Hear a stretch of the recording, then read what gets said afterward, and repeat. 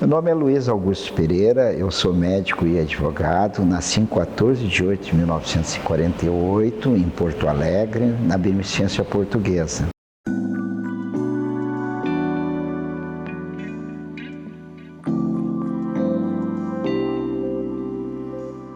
Me formei na Fundação Faculdade de Ciências Médicas e da Saúde, antiga Faculdade Católica.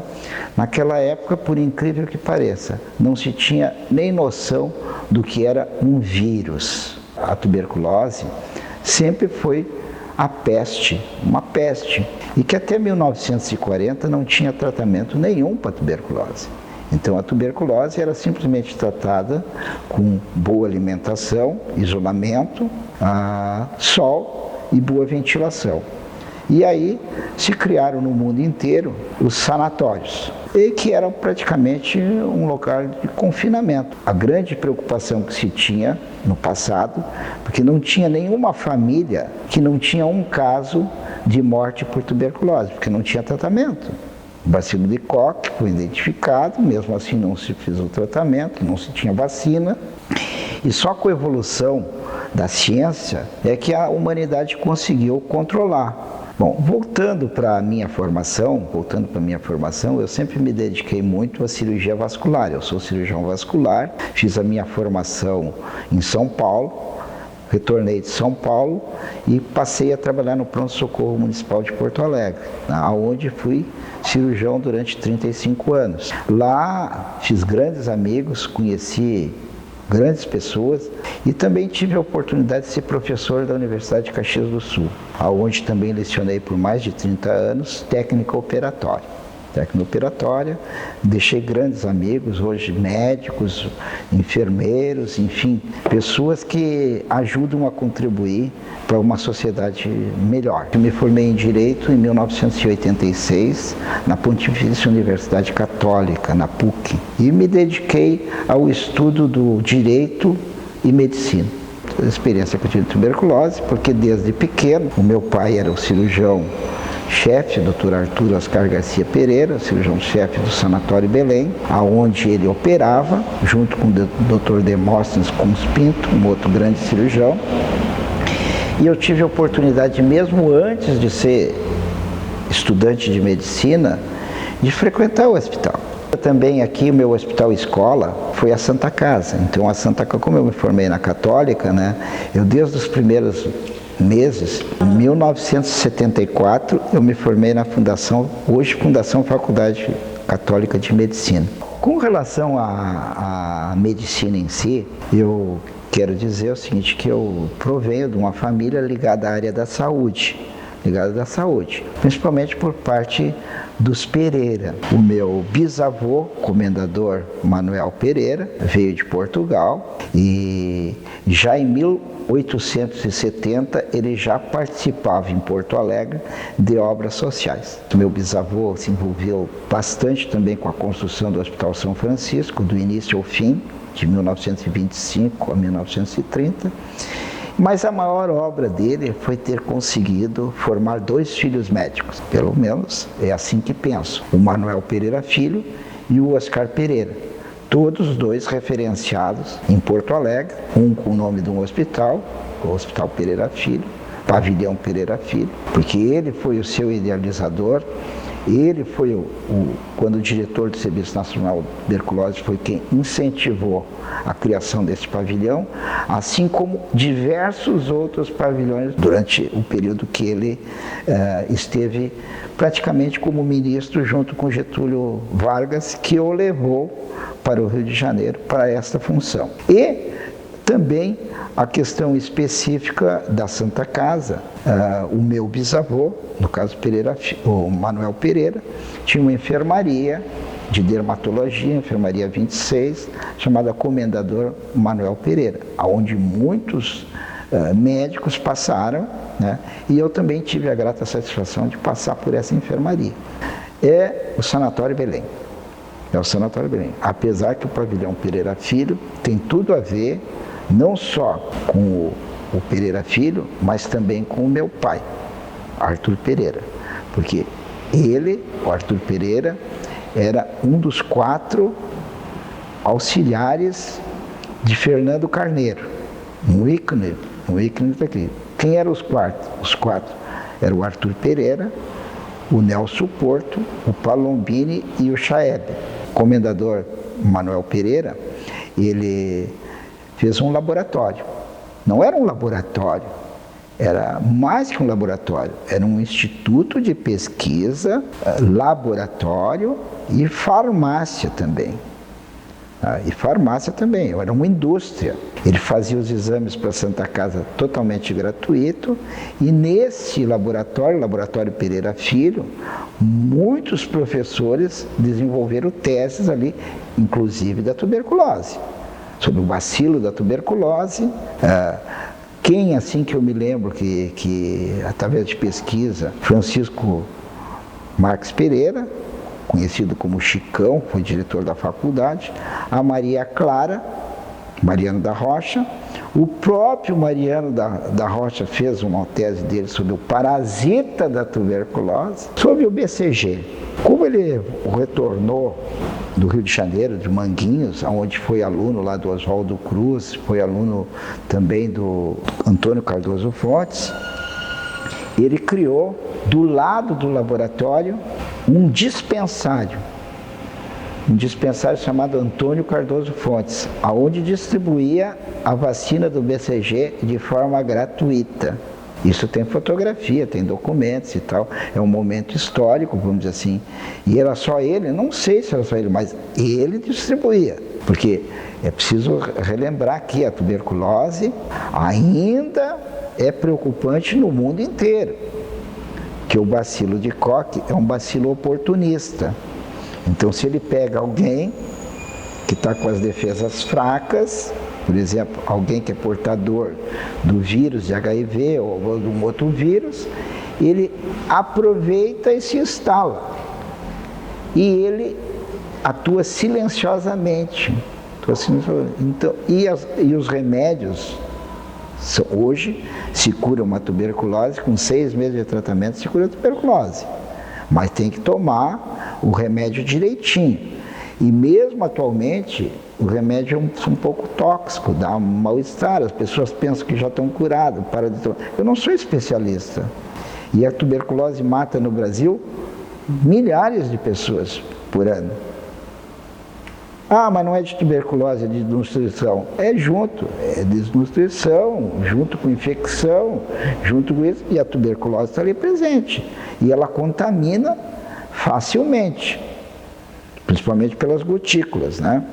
Na década de 30, logo quando ele introduziu o BCG aqui, o Pereira Filho introduziu junto com outras pessoas, mas sem dúvida nenhuma, o laboratório de referência da região sul do Brasil, Paraná tem dispensário lá com o nome do Pereira Filho lá também, assim, como é o conhecimento. O Sanatório Belém tem uma história bem interessante. O doutor Pereira Filho, mais conhecido como Manuel Pereira Filho, ele era diretor médico da Beneficência Portuguesa, já conceituado porque ele foi colocado o título para ele de benemérito em 1918 na gripe espanhola. Então ele participou ativamente do combate da gripe espanhola com o seu laboratório e com o conhecimento dele.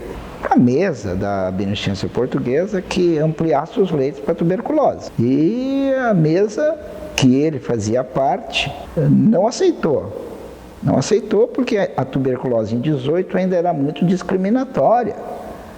Ninguém queria se aproximar de um tuberculoso. Quase comparado no começo da AIDS, que ninguém, não quero nem chegar perto da AIDS. A tuberculose era assim. E o que aconteceu? Ele bravo, disse, bom, então vamos embora. Se demitiu. Em 31 de janeiro de 1934, no Cine Teatro Coliseu, na frente do Laboratório Pereira Filho, foi promovida uma grande assembleia pelos fisiologistas da época, pelas pessoas que ele mobilizou e outras pessoas mobilizaram, que é preciso dizer que ninguém faz nada sozinho. mas sempre tem alguém que puxa mais. Todo mundo puxou. E fundaram em 34 Sanatório Belém, Sociedade Civil Sanatório Belém, que hoje se chama Associação Sanatório Belém, que eu tenho a honra de presidir a Associação Sanatório Belém. Nesse período de formação do Sanatório Belém, foi um período muito rico de participação da comunidade, porque todo mundo queria que tivesse um sanatório, e teve um sanatório, chegou a ter 700 pacientes no sanatório, 700 pacientes, com uma tecnologia moderna, porque essa planta, o meu avô, ele trouxe dos Estados Unidos, ele conseguiu essa planta, uma planta americana, onde são 6 dedos, são 6 dedos, onde cada ponta tem um solário, porque o sol era muito importante, tem boa ventilação, o pé direito é alto, como as construções daquela casa, e também tinha uma granja ao lado que fornecia toda a alimentação. O Sanatório Belém foi o primeiro hospital do Brasil a ter um cinema. Tem um cinema. O prédio está lá. Em 1940, quando abriram as portas, aonde inaugurou, 40, os primeiros pacientes. E em 43, quando o Getúlio foi lá, inaugurou oficialmente. Aonde se deu o famoso episódio que até hoje uns atribuem ao meu avô, Pereira Filho, outros atribuem ao diretor da faculdade, outros atribuem... Não interessa, tem que ser pesquisado. Fato foi que depois do arcebispo de Porto Alegre fazer todo um discurso sobre o bacilo de Koch, desde o descobrimento do bacilo de Koch até o meio de contaminação e tal, num pleno calor, passou a palavra, creio eu, para o Pereira Filho, ou pelo diretor da faculdade, e que a pessoa de muito espiritualidade, no sentido disso assim, depois das sábias palavras, só me resta abençoar essa casa, Deus abençoe. Aí eles extrapolam, dizem que pegou, claro que isso não ocorreu, mas a frase ocorreu, porque pessoas estavam lá presentes, né? Tinha uma fita, e quem entregou a tesoura foi o meu pai. Bom, com que idade? 18 anos. Trabalhamos tuberculose. Cirurgias, tem todo o documentário, milhares de cirurgias. Milhares para computador. Até que em 1975, o governo entendeu. O governo tem nome, mas aqui não cabe. O governo entendeu que não precisava mais de sanatório, porque já tinha um sanatório Partenon lá. E num dia foram com o ônibus lá e tiraram todos os pacientes do hospital. Tem nome essa pessoa, esse governador, Bom, direito que o gestor tem. A partir de 75 nós passamos a ser um hospital geral.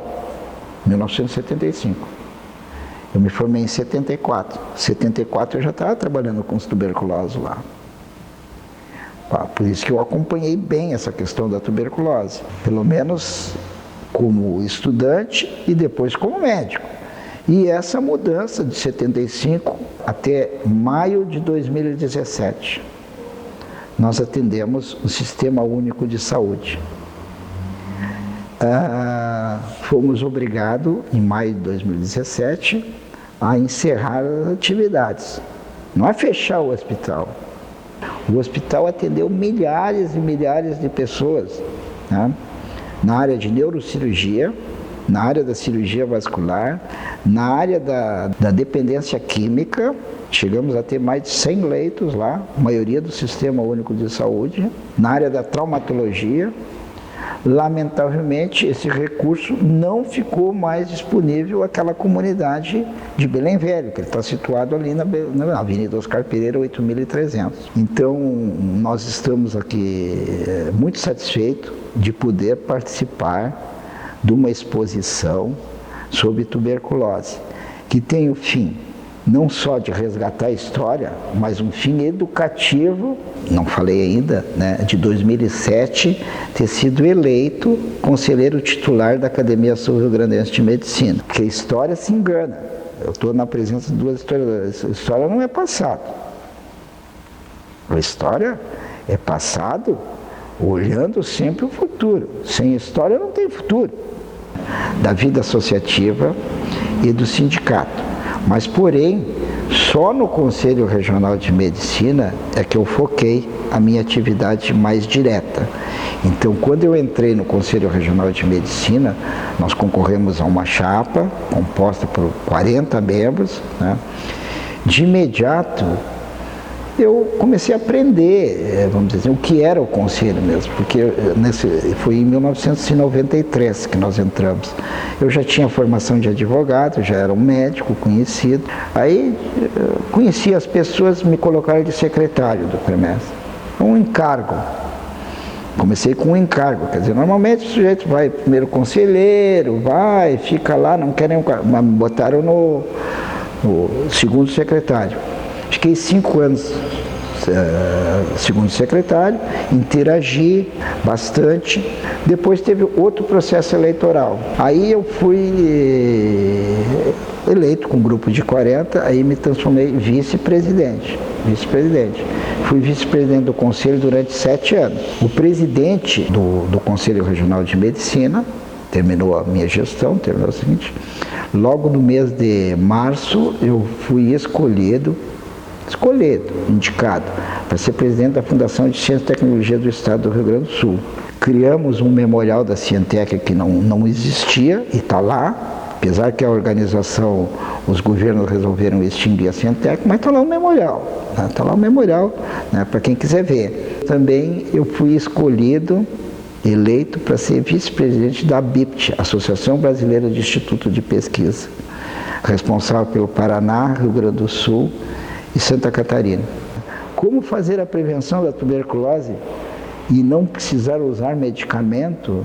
Aí uma pessoa poderá responder assim: a tuberculose, assim como muitas das doenças, estão diretamente ligadas à miséria, diretamente ligada à fome, diretamente ligada à falta de instrução.